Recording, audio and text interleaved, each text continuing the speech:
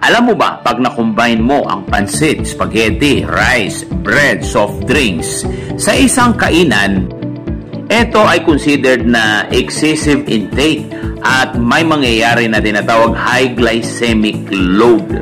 According kasi sa survey ng FNRI 2021, umabot na sa 81% ang excessive intake ng carbs, fats, and sugar. In 30 minutes, may negative impact ito pagkatapos nating kumain sa ganitong pagkain. At ito ang nakikita sa scientific findings na merong mangyaring hormonal shift. Ang feeling na yan ay parang gusto mong matulog after eating. Pangalawa na finding ay merong tinatawag nating shut off sa ating orexin o tinatawag na parang awake tayo sa umaga, magsa-shut off yun.